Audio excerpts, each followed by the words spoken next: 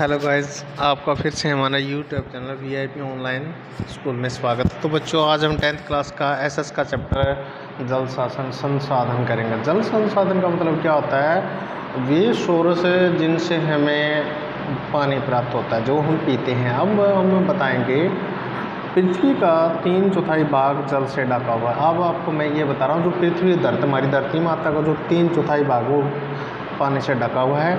एक अनुमान के अनुसार विश्व के जल का 96.5% महासागरों सागरों में पाया जाता है। तो अभी बच्चों में आपको एक बात बता, जो सऊदी अरब देश है उसको समूह, वहाँ पर रेगिस्तान भी बहुत है और वो महासागर भी। अब वहाँ पर क्या है, जैसे सऊदी अरब और अमीरात में क्या है, सऊदी अमीरात में वहाँ पर क्या है, जो समुद्र का खारा पानी है उसको फिल्टर करके वो पीने के पानी में कन्वर्ट करने जा रहे हैं।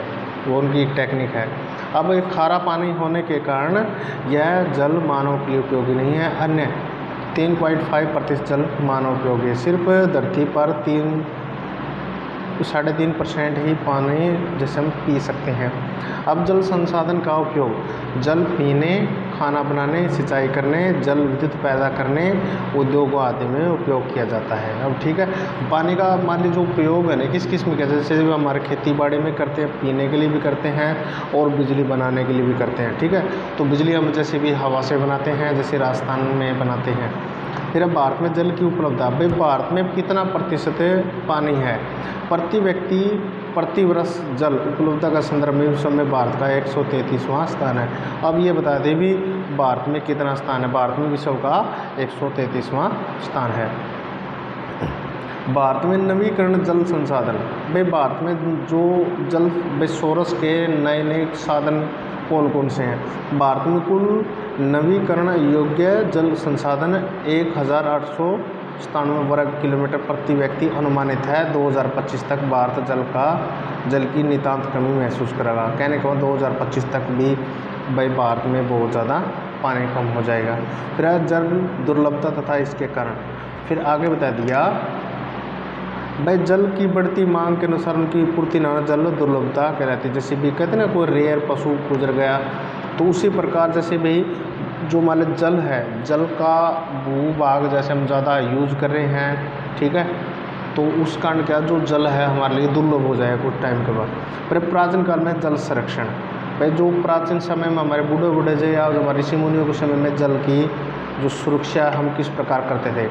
भारत में प्राचीन काल में जल संरक्षण की प्रथा चली आ रही है।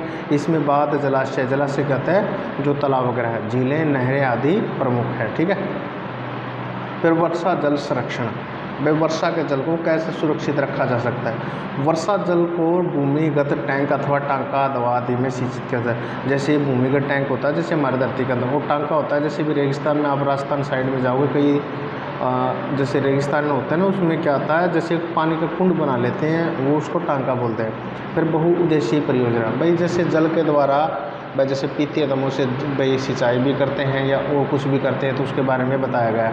नदी पर बांध बनाकर उसके जल को एक स्थान पर संग्रह करके उसके एक साथ अनेक उद्देश्यों को पूरा किया। जैसे भी बांध बना देते हैं, बांध जैसे हीराकुंड बांध हो गया महानदी पर उड़ीसा में, उसी पर इनसे जहाँ कुछ लाभ होते हैं वहाँ कुछ हानियाँ भी होती हैं। भारत की नदियाँ, भारत में उत्तर भारत की नदियाँ हिमालय पर्वत से निकलती है। कहने के बाद जो हिमालय पर्वत से ही निकलती है भाई भारत की उत्तर भारत, इनमें गंगा, यमुना, ब्रह्मपुत्र, सिंधु, सतलुज, रावी, चिनाब, व्यास आदि हैं। भारत के दक्षिणी भाग में महानदी, गोदावरी, कृष्णा, कावेरी नदी, नर्मदा नदी तथा ताप्ती नदी है। ठीक है, तो बच्चों ये हमने आपको छोटा सा जानकारी दी है। अगर आप हमारे चैनल पर पहली बार आए तो चैनल को सब्सक्राइब कीजिए, बेल आइकन का घंटा दबाइए, लाइक कीजिए और इसको दबाकर शेयर कीजिए। Thank you.